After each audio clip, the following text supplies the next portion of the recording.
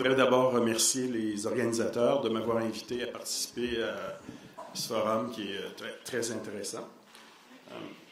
Donc, au niveau du plan de ma présentation, je vais commencer par vous parler un petit peu du matérialisme scientifique qui est encore dominant dans certaines sphères académiques. Et je vais parler aussi de certaines théories au niveau des rapports entre l'esprit et le cerveau. Certaines de ces théories-là sont influencées directement par le matérialisme scientifique. Par la suite, je vais présenter des études de neurosciences récentes, surtout des études de neuroimagerie, qui montrent qu'on peut exercer une influence mentale importante au niveau de l'activité cérébrale et au niveau aussi des systèmes physiologiques qui sont connectés au cerveau, au système nerveux. L'esprit, ou la psyché, peut influencer ce qui se passe au niveau du cerveau et de l'organisme en général, mais elle a également une action qu'on peut appeler non locale, c'est-à-dire à l'extérieur des limites du corps physique. Donc ça, je vais présenter des études aussi rapidement qui vont dans ce sens-là. Et toutes ces données-là empiriques que je vais résumer, elles m'ont amené récemment à proposer une théorie que j'ai appelée psyché-élémentarité. Donc, je vais vous résumer un petit peu les postulats de cette théorie. Et je vais parler du paradigme émergent en lien avec toutes les nouvelles découvertes au niveau de l'esprit, de la conscience. Donc, un paradigme que j'appelle post-matérialiste. Et la plupart de ce que je vais vous présenter, au niveau des études, en tout cas des données empiriques, vous pouvez les trouver au niveau des 2 livres de vulgarisation que j'ai écrits, du cerveau à Dieu et les pouvoirs de la conscience. Donc, je vais utiliser au long de la présentation des concepts comme esprit, conscience, psyché. Quand je parle d'esprit, je fais référence aux processus et aux événements mentaux, que ce soit conscient ou inconscient. Donc, la mémoire, l'attention, les pensées, le raisonnement, la volonté, etc. Conscience, c'est utilisé ici en termes d'expérience subjective. C'est aussi l'appréhension de soi de façon interne et l'appréhension aussi du monde extérieur, donc ce qui nous apparaît extérieur au corps physique. Lorsque j'utilise le concept de psyché, bien, ça englobe la totalité des processus mentaux, conscients et inconscients. Ça inclut aussi le concept de conscience et la notion de soi. Donc, on va commencer par parler brièvement du matérialisme scientifique. Donc, au début de l'ère moderne, il y a 4 siècles, les pères de la science moderne, qui étaient des physiciens pour la plupart, ont proposé un certain nombre de postulats, donc des hypothèses en fait au sujet de la nature de la réalité. Tous ces gens-là, par exemple Galilée, Descartes, etc., c'était des êtres profondément spirituels. Et donc, ils ont proposé ça, mais sous forme d'hypothèse. Mais au bout de quelques siècles, au 19e siècle, ces hypothèses-là sont devenues des dogmes et ça a formé une idéologie qu'on a appelée le matérialisme scientifique. Donc, je vous présente ici quelques-uns des postulats en question. Le premier d'entre eux, c'est le matérialisme. Donc, c'est l'idée qu'on peut expliquer tout ce qui existe dans l'univers en termes de particules, en termes de champs matériels. Donc, ça veut dire, par exemple, que les expériences spirituelles sont des hallucinations dans ce contexte-là. Et que, la croyance en la vie après la mort, c'est quelque chose qui est absolument impossible, qui est absurde. Un autre postulat ou hypothèse, c'est l'idée du réductionnisme. Donc, c'est l'idée que des systèmes complexes, comme par exemple le cerveau, peuvent être expliqués comme la somme de leurs parties. Donc, on va réduire tout ce qui se passe dans le cerveau à des phénomènes chimiques et électriques au niveau cérébral, par exemple. Et donc, ça revient à dire que l'esprit et la conscience sont ce que le cerveau fait. Un autre postulat associé au matérialisme scientifique, c'est le déterminisme aussi. Donc, c'est l'idée que tous les événements sont causés par d'autres événements qui les procèdent. Donc, dans ce sens-là, le libre arbitre ne serait qu'une illusion. Donc, ça a beaucoup d'implications profondes au sujet des rapports entre la psyché et le cerveau. Parce que ces assumptions-là, ces postulats du matérialisme scientifique, ça implique que tout ce qu'on expérimente, donc toutes nos pensées, nos émotions, nos intentions, la volonté, le sens de soi également, nos expériences spirituelles, tout ça est identique ou peut être réduit à de l'activité électrique et de l'activité chimique dans le cerveau. Et donc, ça veut dire que notre psyché est impuissante. Donc, nos pensées, nos intentions ne peuvent pas avoir d'effet, d'impact sur ce qui se passe dans le cerveau, dans nos corps et dans le monde physique. Donc, en d'autres termes, c'est comme si notre psyché est prisonnière ou encapsulée, si on veut, biologiquement. Et donc, elle ne peut pas avoir d'effet, d'impact au-delà des limites de notre corps. Alors, le matérialisme scientifique, c'est une idéologie qui est devenue très, très dominante au 20e siècle dans le milieu académique. Et ça a eu un impact très, très négatif parce que ça a retardé de beaucoup le développement de l'étude scientifique de la conscience et de la spiritualité, qui étaient des sujets tabous jusqu'à il y a très récemment. Et la foi en l'idéologie matérialiste, bien, ça a amené les scientifiques à négliger tout l'aspect subjectif de l'expérience humaine et à minimiser donc l'importance des phénomènes subjectifs. Alors, il y a plusieurs théories qui ont été proposées qui découlent de la vision matérialiste. Donc, la plus radicale d'entre ces théories-là, c'est ce qu'on a appelé l'éliminativisme. C'est une théorie qui a été proposée par des philosophes. Donc, Patricia et Paul Churchland, et aussi le philosophe Daniel Dennett. Alors, ces philosophes-là proposent que toute notre activité mentale peut être réduite systématiquement à de l'activité dans le cerveau, au niveau électrique, au niveau chimique.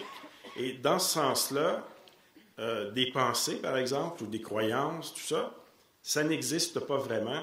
Il n'existe seulement que des processus électriques et chimiques dans le cerveau. Donc, lorsqu'on parle de processus mentaux, d'une pensée, par exemple, d'une intention, d'une croyance, pour Dennett et compagnie, ben, ce sont des concepts qui sont pré-scientifiques, qui sont vagues, puis qui proviennent de ce qu'ils appellent la psychologie populaire. Et dans ce programme-là, on propose d'éliminer complètement tous ces concepts-là subjectifs pour remplacer tous les processus mentaux par des équations mathématiques qui rendraient compte de tout ce qui se passe au niveau électrique et chimique dans le cerveau. Pourquoi ces philosophes-là sont arrivés avec une telle proposition? Ben, parce qu'il y a des lésions dans différentes régions spécifiques du cerveau. On a des déficits au niveau cognitif, par exemple au niveau de l'attention, de la mémoire. On a des déficits aussi sur le plan affectif, par exemple, etc. Si on prend des drogues psychotropes, on modifie aussi l'activité mentale. On peut la modifier également par la stimulation électrique ou magnétique de certaines régions. Donc, c'est les données sur lesquelles s'appuient ces philosophes-là pour dire, ben, vous voyez, en fait, il n'y a que de l'activité électrique et chimique dans le cerveau. On n'a pas besoin d'utiliser des termes comme pensée, émotion, croyance, pour rendre compte de ce qu'on vit. Une théorie qui est plus modérée et qui est acceptée par la plupart de mes collègues neuroscientifiques, c'est ce qu'on a appelé l'identité psychophysique. Vous voyez ici Jean-Pierre Changeux, qui est l'un de ceux qui proposent ce type de théorie-là. Il y en a d'autres très connus aussi, Edelman, Eric Kandel, Francis Crick, qui est maintenant décédé. Donc, cette théorie-là, c'est l'idée selon laquelle les processus mentaux résultent de l'intégration de milliards d'événements dans le cerveau, de nature électrique et chimique, dans différents circuits. Alors, ici, on reconnaît que l'activité mentale existe, donc elle n'est pas illusoire, mais ce qu'on dit, c'est que les processus mentaux, notre expérience subjective, on les appréhende de manière expérientielle à la première personne, donc de l'intérieur, et que les neuroscientifiques, eux, avec leur technique d'investigation, ben, ils examinent ce qui se passe dans le cerveau de manière plus objective, donc à la troisième personne et de l'extérieur. Mais dans cette perspective-là, les événements neuronaux représentent comme la contrepartie, si vous voulez, physique des processus mentaux. Donc, c'est comme si ce sont les deux revers d'une même médaille. Mais c'est une forme aussi de réductionnisme matérialiste parce que ce que ça veut dire, c'est qu'un processus mental, une pensée par exemple, c'est un événement neural. Alors, il y a un philosophe, il y a une vingtaine d'années, David Chalmers, philosophe australien, qui a soulevé un problème qui a été appelé le problème difficile de la conscience.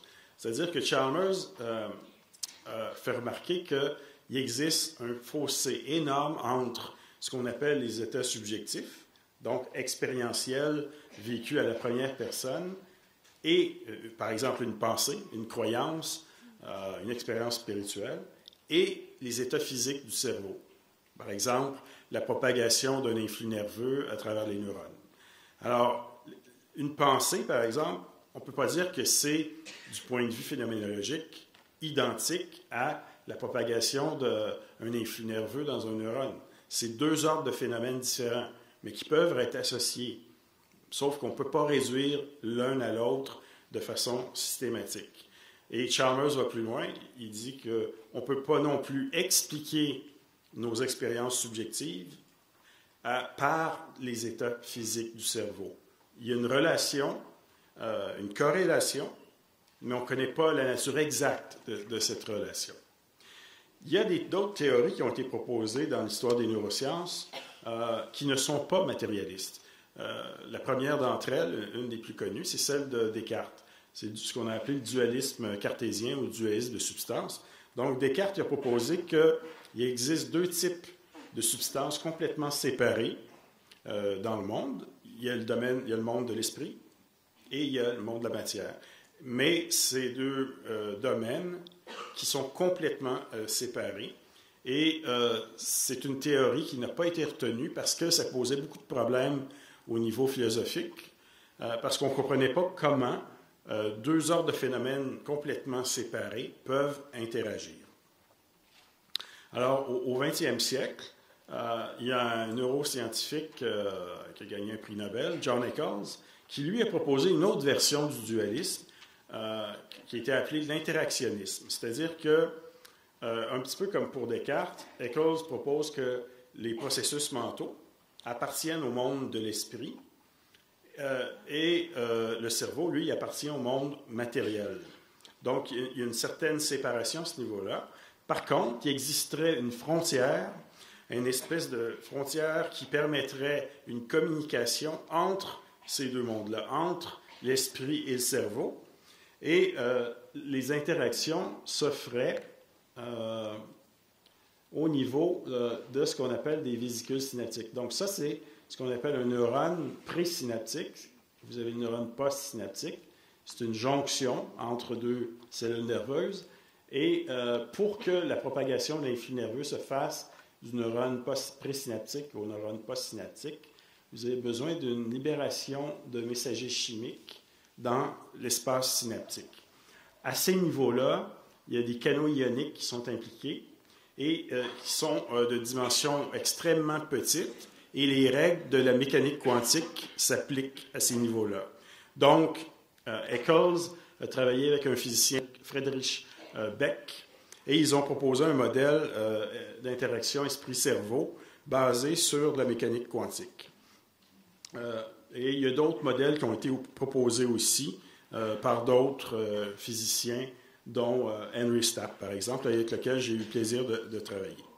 Alors, si vous vous rappelez, au tout début, on a parlé de certaines théories matérialistes, comme l'illuminativisme, par exemple, selon laquelle, évidemment, ce qu'on appelle le mental, ben ça ne peut pas avoir d'influence sur ce qui se passe au niveau neurobiologique parce que c'est illusoire. Or, dans les dernières décennies, Il y a eu beaucoup de développement de fait sur le plan technologique avec les techniques d'imagerie cérébrale. Et ces études-là ont permis de montrer que ces théories-là font complètement fausse route. Ça, c'est un exemple d'étude qui a été réalisée dans mon laboratoire. C'est une étude qui est devenue célèbre. C'est la première étude où on a montré que des êtres humains étaient capables d'avoir un contrôle au niveau de ce qui se passe dans le cerveau sur le plan émotionnel. Donc, ce qu'on avait fait dans cette étude-là, c'est qu'on a on avait présenté des extraits de films érotiques. On savait que des extraits de films érotiques pouvaient générer des réponses très fortes au niveau de régions qui font partie de ce qu'on appelle le cerveau émotionnel. Donc, vous voyez ici, on parle d'une région qui s'appelle l'amygdale, l'hypothalamus, etc. Donc, on savait que ça entraînait des activations automatiques parce qu'on avait fait des études précédemment à ce niveau-là. Donc, dans une première condition, on demandait à des étudiants universitaires âgés entre 20 et 30 ans, donc de simplement regarder les stimuli, les extraits de films, et de réagir normalement. Et on a vu des réactions très fortes dans les régions où on s'attendait à voir des activations. Dans une deuxième condition, on a demandé à nos sujets de recherche d'utiliser une technique qu'on appelle la métacognition, c'est-à-dire qu'on leur demande de prendre une distance par rapport aux extraits de films qui étaient présentés, mais aussi par rapport à comment ils se sentaient sur le plan subjectif, mentalement, sur le plan subjectif aussi au niveau de l'émotion, la réponse viscérale. On les avait fait pratiquer 30 minutes seulement avant l'expérimentation. Ils n'avaient aucune expérience sur le plan de la méditation, parce que c'est une stratégie, la stratégie utilisée ressemble beaucoup à ce qu'on appelle la pleine conscience dans le bouddhisme. Alors que les extraits de films provoquaient des réactions très fortes au niveau de ce qu'on appelle le système limbique, le cerveau émotionnel, dans la première condition. Dans la deuxième condition, alors qu'on leur a demandé de devenir des observateurs détachés, les activations au niveau du système limbique sont disparues complètement. Donc ça, c'était très, très impressionnant. Et on a fait d'autres études avec d'autres techniques. Par exemple, on a mesuré ce qui se passait au niveau de la production de sérotonine.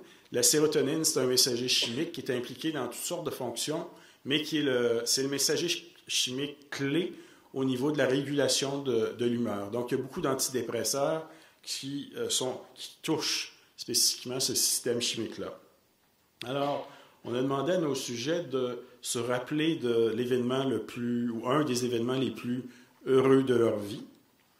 Et on mesurait ce qui se passait au niveau de la production de sérotonine, ce que vous voyez ici. Donc, la mesure était effectuée 10 minutes après que les gens avaient commencé à se rappeler du souvenir en question, puis essayer de revivre l'événement. Et au bout de quelques minutes, donc 10 minutes à peu près, on a vu une augmentation importante de sérotonine dans certaines régions du cerveau qui font partie du système limbique du cerveau émotionnel. On a fait exactement l'inverse. On a demandé aussi à nos sujets de se rappeler d'un événement extrêmement triste de leur vie et de le revivre. Et très rapidement, on a vu une diminution de production de sérotonine et de libération de sérotonine dans le cerveau dans les mêmes régions, les régions qui font partie du cerveau émotionnel. Donc, ça, ce que ça veut dire, c'est qu'on peut rapidement modifier ce qui se passe au niveau chimique dans nos cerveaux.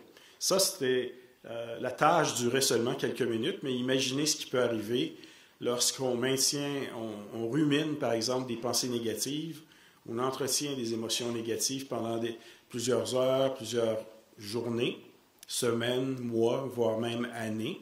Là, on a de plus en plus d'études qui montrent que ça devient toxique pour le cerveau. Ça entraîne par exemple, la destruction au niveau de certaines régions, en particulier les régions qui sont impliquées au niveau de la mémoire, des régions comme l'hippocampe.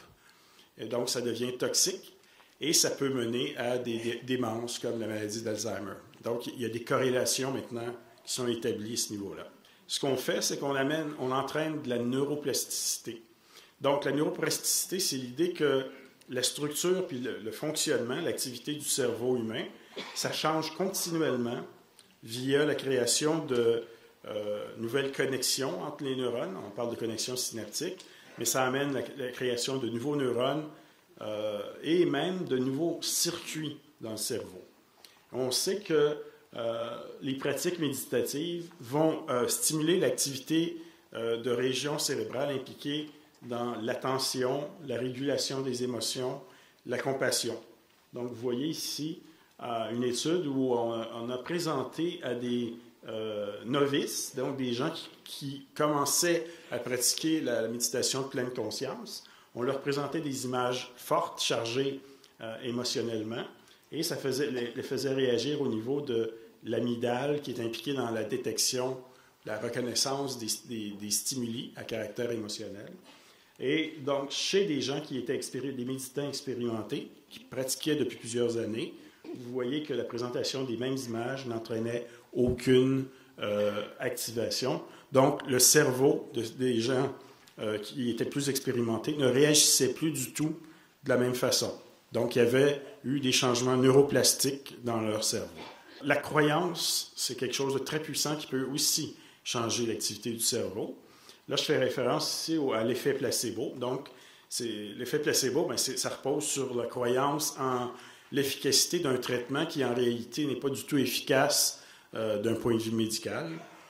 Donc, ça peut être une pilule de sucre, ça peut être de l'eau distillée.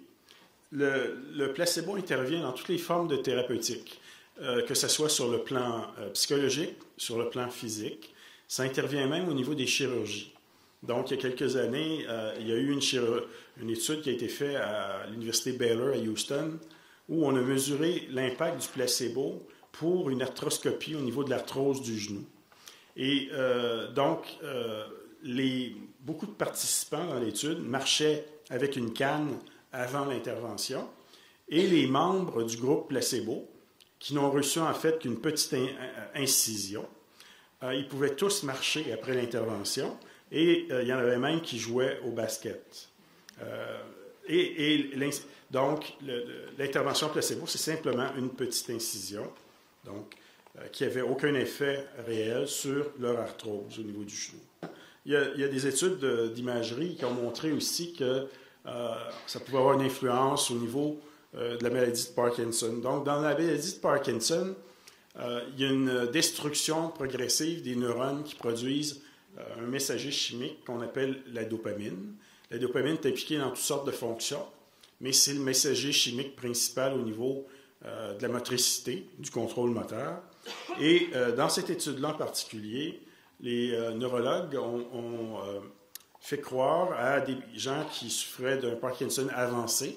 Donc, ils avaient un niveau de détérioration de 70 à 80 des neurones qui produisent la dopamine. Donc, il leur restait à peu près 15-20 de neurones encore viables pour produire de la dopamine. Et ça veut dire qu'ils étaient affectés grandement au niveau clinique. Donc, ils éprouvaient beaucoup de rigidité, de tremblement, etc. Alors, on leur a dit qu'il y avait possiblement un nouveau médicament expérimental très prometteur pour le Parkinson. En fait, il s'agissait d'eau salée, de l'eau saline. Et on leur a injecté, et ils se sont mis à produire de la dopamine en quantité comparable à ce qu'on observe chez des jeunes individus normaux dans la vingtaine, par exemple. Et ça, c'est un effet qui a duré pendant un certain temps. Puis, parallèlement à ça, ils ont eu une amélioration clinique très, très importante au niveau, donc, il y a une réduction des tremblements moteurs, une diminution de la rigidité, etc. Donc, ça agit, la croyance, à toutes sortes de niveaux, même au niveau chimique, à des niveaux très, très précis. Contrairement à plusieurs théories matérialistes, ce qu'on appelle l'esprit, ou la psyché, si vous voulez, ça exerce un effet important au niveau du cerveau et des systèmes physiologiques connectés au cerveau.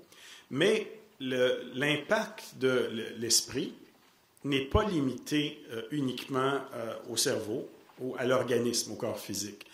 L'esprit peut aussi exercer un effet au-delà des limites du cerveau et du corps. Et c'est ce qu'on appelle donc l'esprit non local. Alors, un domaine de recherche qui appuie cette idée-là, c'est le domaine la recherche sur les phénomènes psy. Certains parlent de parapsychologie. Alors, par exemple, il y a beaucoup d'études qui ont été faites dans les dernières décennies en lien avec la télépathie. Bon, la télépathie, c'est des échanges mentaux, donc des informations, entre deux individus, sans l'utilisation, évidemment, des sens ordinaires. Et il y a un protocole qu'on appelle le Ganzfeld qui est utilisé beaucoup dans ces études-là. Donc, dans le Ganzfeld, vous avez un récepteur, donc la personne reçoit l'information. Vous avez aussi un émetteur qui est situé dans une autre pièce. Le récepteur est installé confortablement dans un fauteuil et généralement, il a les yeux fermés. Souvent, les yeux sont recouverts par des demi-sphères. C'est des balles de ping-pong, en fait, qu'on utilise souvent. Et le récepteur porte un casque audio et il reçoit du bruit blanc. L'émetteur, lui, qui est situé dans une autre pièce, il regarde une cible. En général, c'est des images qui sont choisies de façon aléatoire par un ordinateur. Alors, le récepteur, à la fin de l'expérimentation, il doit classer 4 images, donc soit l'image cible qui est émise par l'émetteur, et il y a 3 heures aussi qui sont présentées. Et donc, il va essayer de déterminer laquelle des images à laquelle il a été exposé, laquelle il a reçu. Et pour obtenir une bonne réponse, il doit classer l'image cible en première position, sinon c'est considéré comme une mauvaise réponse. Alors, il y a des scientifiques qui ont fait ce qu'on appelle des méta-analyses. Les méta-analyses, c'est c'est des analyses statistiques pour essayer de déterminer c'est quoi le degré de réalité d'un phénomène, sa valeur réelle, sa magnitude. Et donc, on combine plusieurs dizaines, plusieurs centaines, voire dans certains cas des milliers d'études. Et là, on peut vraiment déterminer si un phénomène existe ou pas.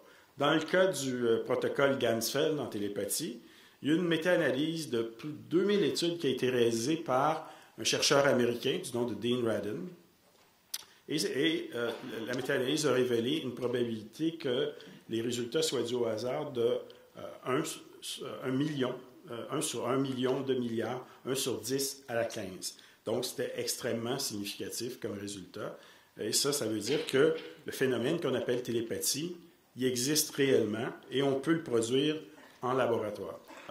Un des phénomènes intéressants, c'est ce qu'on appelle la micropsychokinèse ou micro-PK.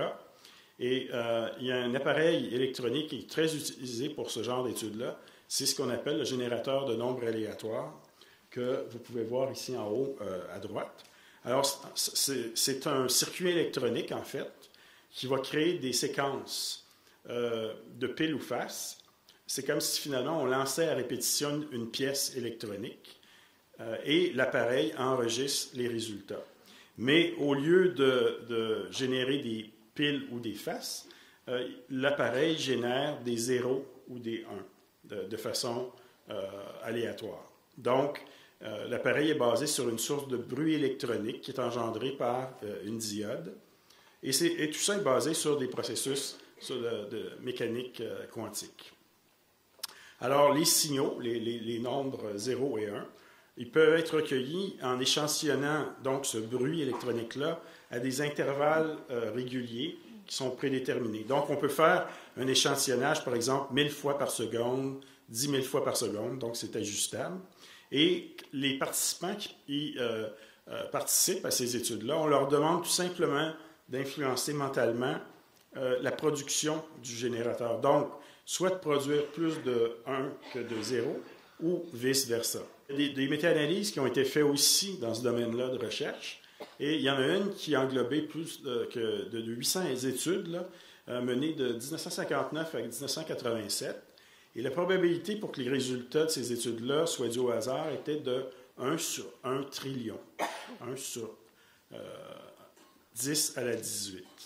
Alors, clairement, on peut dire aujourd'hui que l'intention humaine est capable d'influencer un circuit électronique au niveau quantique. On a aussi examiné l'influence mentale humaine au niveau d'organismes vivants, de systèmes vivants. On parle à ce moment-là de biopsychokinèse. Et on a mesuré, par exemple, l'influence sur d'autres êtres humains. Donc, et ça a été mesuré avec ce qu'on appelle la réponse galvanique de la peau. Donc, on mesure la conductance électrodermale, qui est un index de réactivité sur le plan émotionnel. Et on a montré que des êtres humains situés à distance pouvaient influencer d'autres êtres humains au niveau de la conductance électrodermale. Par exemple, projetant des images mentales chargées émotionnellement. L'être humain aussi est capable d'influencer des plantes au niveau du taux de croissance, par exemple, des micro-organismes, des bactéries de la levure, des protozoaires, ça a été bien démontré. Et il y a des méta-analyses qui ont été faites aussi dans ce domaine-là. Et il y en a une qui impliquait des interactions d'humain à humain qui a montré une probabilité de 100 milliards contre 1. Donc, c'est un phénomène qui existe véritablement. Lorsqu'on parle d'esprit non local, un phénomène qui est intéressant, c'est celui de l'expérience de mort imminente, ou EMI aussi. Alors, l'EMI, qu'est-ce que c'est? Finalement, ce sont des expériences là, qui sont très réalistes, très vivaces, et qui, très souvent, vont entraîner des conséquences importantes pour la vie des individus qui les vivent. Et, il y a plusieurs déclencheurs possibles. Il y a l'arrêt cardiaque, le coma. Il peut y avoir de l'asphyxie aussi, des hémorragies, des complications qui sont associées à des opérations. Et il y a des études épidémiologiques qui ont estimé qu'en Occident, il y a environ 4% de la population qui a vécu ce type d'expérience-là. Et d'autres études qui ont évalué qu'il y a à peu près 25 millions d'individus dans le monde entier qui ont vécu cette expérience-là au cours des 50 dernières années. Alors, c'est une expérience qui ne semble pas influencée du tout par la race, le statut socio-économique, le genre, le niveau d'éducation.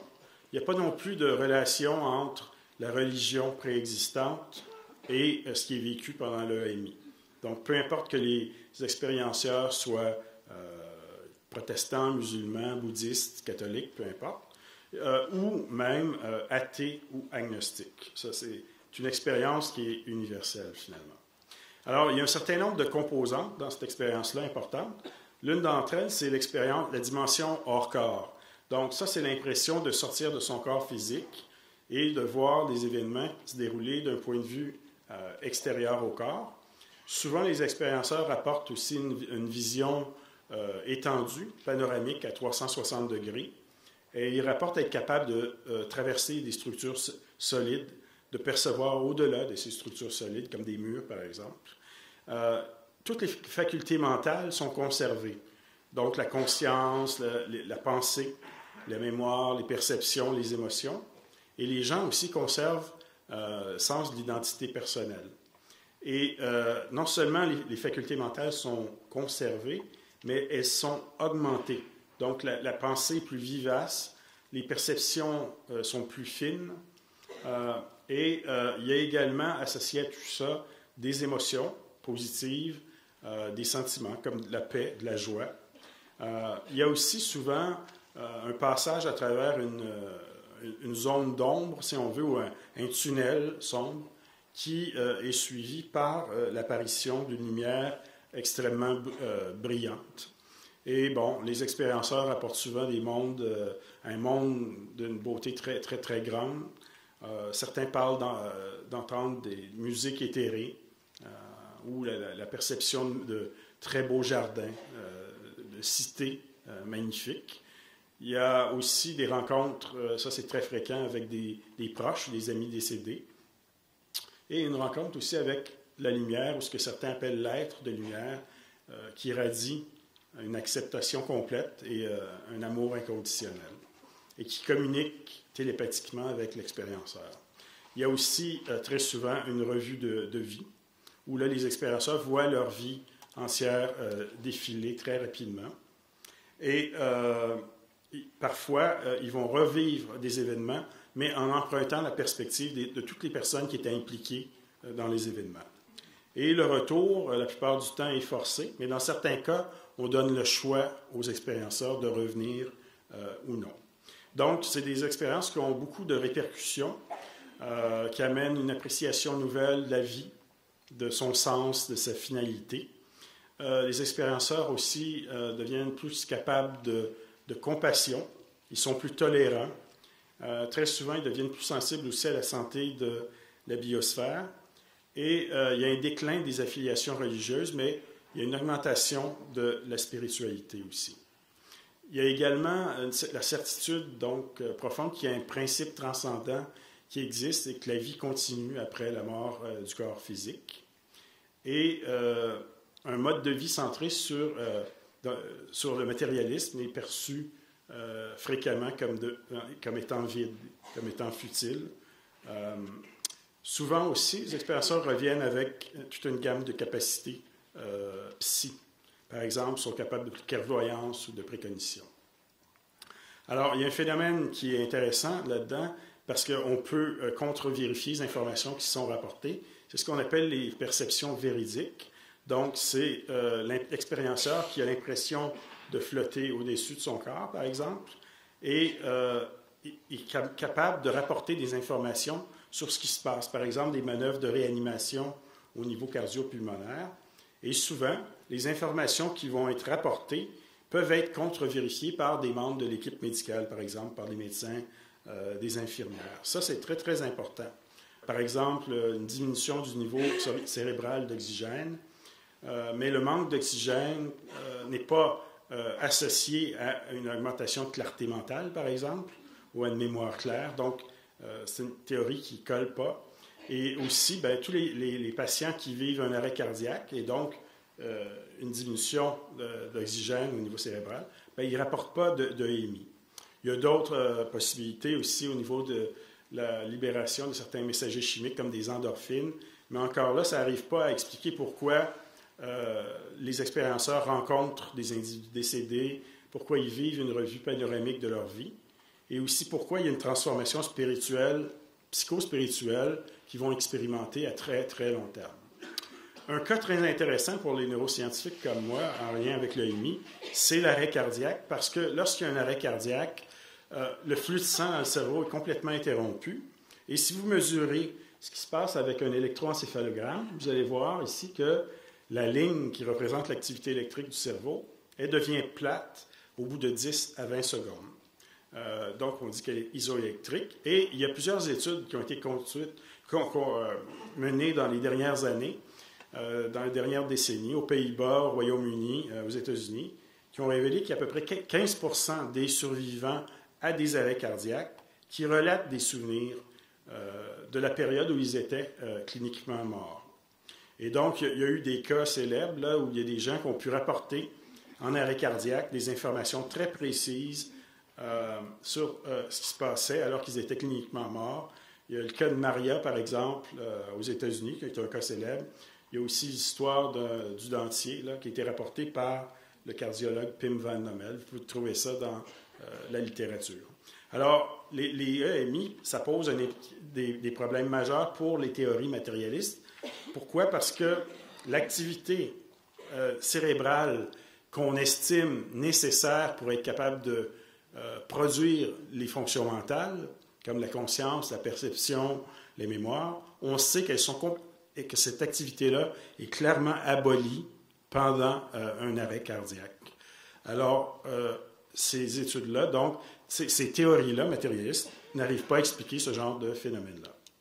Le premier, c'est que finalement, tout ce que je vous ai montré, ça suggère que la psyché, c'est quelque chose qui est primordial et irréductible. Donc, pour moi, le statut de la psyché, c'est tout aussi primordial que celui de la matière, de l'énergie, de l'espace-temps ou de l'information. Pourquoi? Parce que la conscience, qui est une composante importante de la psyché, c'est un prérequis pour l'expérience de la réalité. S'il n'y a pas de conscience, il n'y a pas de réalité, que ce soit au niveau extérieur, ce qu'on appelle le monde physique, que ce soit au niveau du monde intérieur, du monde mental. Et donc, c'est impossible d'arriver à une compréhension juste de la réalité si on n'intègre pas la psyché dans notre cadre de référence, dans nos théories. La psyché, c'est une force qui est fondamentale aussi. Donc, c'est une force parce qu'elle a la capacité d'effectuer des changements. Pourquoi elle est fondamentale? Bien, parce que ça permet d'expliquer toute une panoplie de phénomènes à différents niveaux d'organisation, que ce soit au niveau possiblement atomique, subatomique, au niveau biologique, au niveau humain. Et c'est fondamental parce que c'est elle qui nous permet de construire et de transformer le monde. Comme la gravité, par exemple, c'est quelque chose qui ne peut être qu'inféré. On ne peut pas mesurer la psyché directement parce que c'est non physique. Mais clairement, les études montrent que ce qui se passe sur le plan mental influence grandement l'activité du cerveau et l'activité du corps. Et la psyché produit, comme on l'a vu aussi, des effets non locaux. La psyché et le monde physique sont profondément interconnectés parce que s'ils ne l'étaient pas, la psyché ne pourrait pas avoir d'influence au niveau physique, au niveau biologique, etc. Donc, psyché et physiste, le monde physique, ne semblent être séparés qu'en apparence, mais en réalité, ils font partie d'un tout indivisible qu'on appelle la réalité. Ils sont profondément interconnectés. Enfin, la psyché n'est pas produite par le cerveau. Elle ne peut pas être réduite à des phénomènes physico-chimiques. Pourquoi? Parce que d'abord, les événements mentaux, des pensées, par exemple, ce n'est pas physique. Ça n'a pas de masse, de volume, de forme. On ne peut pas le mesurer non plus au niveau de l'espace et du temps. Et aussi, la psyché exerce des effets télosomatiques, à l'extérieur des limites du corps. Donc, et aussi également, les perceptions véridiques durant un arrêt cardiaque, par exemple, associé à une EMI, bien, ça démontre que la psyché n'est pas vraiment produite par le cerveau. Elle est associée au cerveau. Ça, c'est une hypothèse aussi que j'ai appelée transduction psychoneurale qui est associée à la théorie dont je parle. Ce que ça veut dire, c'est que tout ce qui se passe sur le plan mental, par exemple des croyances ou des pensées, etc., ce que je propose, c'est que ça, c'est de l'information qui est traduite sous forme électrique et chimique au niveau du cerveau. Et le cerveau est connecté à tous les grands systèmes physiologiques dans l'organisme. Donc, ce qui se passe à ce niveau-là a des répercussions aussi à ces niveaux-là. C'est toute une cascade, donc, de transduction sur le plan de l'information. Et maintenant, il y a des études qui montrent que ça agit également au niveau des gènes, de l'expression des gènes. Ça, c'est la discipline qu'on appelle l'épigénétique, dont Bruce Lipton parle beaucoup. Alors, finalement, on pourrait me demander, bien, le cerveau, il fait quoi? Bien, il sert d'interface et de filtre. Alors, ça sert d'interface pour la psyché et de filtre. De filtre parce que ça nous empêche normalement de vivre une expansion de conscience. Ça, c'est une idée qui n'est pas nouvelle. Ça a été proposé par, il y a plus d'un siècle, William James, Henri Bergson, le philosophe, Ferdinand Schiller. Et donc, on peut proposer une analogie avec la télévision pour le cerveau. Donc, le récepteur télé, votre récepteur télé, il reçoit des signaux électromagnétiques et il les convertit en images et en sons. Si il y a une atteinte des composantes électroniques de votre récepteur télé, ça va entraîner une distorsion de l'image et du son. Vous pouvez également perdre complètement l'image et le son parce que la capacité du récepteur à recevoir et à décoder les signaux est affectée. Mais ça ne signifie pas pour autant que les signaux et le programme télé sont produits à l'intérieur de votre récepteur. Donc, si vous observez un lecteur de nouvelles, par exemple, qui est en train de lire un bulletin, vous ne trouverez pas le lecteur de nouvelles à l'intérieur de votre récepteur télé. Donc, c'est une analogie qu'on peut utiliser pour comprendre les rapports entre la psyché et le cerveau. Donc, compte tenu que le cerveau agit normalement comme un filtre, il ne nous permet que d'expérimenter une portion étroite de la réalité. Mais la bonne nouvelle, c'est que cette fonction-là de filtre du cerveau, on peut l'altérer de différentes façons par des pratiques spirituelles, par des antéogènes, par des exercices respiratoires, de l'isolation sensorielle, par de la stimulation sonore, etc. Donc, finalement, toutes les études que je vous ai montrées, ça montre que l'être humain, ce n'est pas un robot biologique qui est complètement à la merci des facteurs génétiques, de ce qui se passe dans le cerveau, des facteurs de l'environnement. Notre psyché humaine peut être très puissante. Elle exerce un effet importants au niveau du cerveau et des systèmes physiologiques connectés au cerveau, mais aussi elle exerce une influence, un effet non local qui est important. Et ça, ça nous mène à un changement de paradigme. Donc, un paradigme, qu'est-ce que c'est? C'est une représentation du monde, une manière de voir les choses. Et les paradigmes scientifiques, ben, ils évoluent avec le temps en fonction de l'accumulation de nouvelles connaissances. Pour quand on arrive à décoder ou à identifier ce qu'on appelle des anomalies. Alors, plusieurs des données que je vous ai présentées sont considérées par l'ancien paradigme comme des anomalies. Mais lorsque les anomalies continuent de s'accumuler, à un moment donné, on réalise que l'ancien paradigme en place doit être remplacé. Alors, il y a à peu près 1 an, j'ai co-organisé une rencontre scientifique avec plusieurs scientifiques visionnaires, chacun dans leur domaine, à Tucson, en Arizona. On s'est penché pendant 3 journées sur ces données-là que je viens de vous présenter, sur la physique également quantique. Et on a conclu qu'on devait passer à une autre étape dans l'histoire des sciences, à une nouvelle science qu'on a appelée post-matérialiste.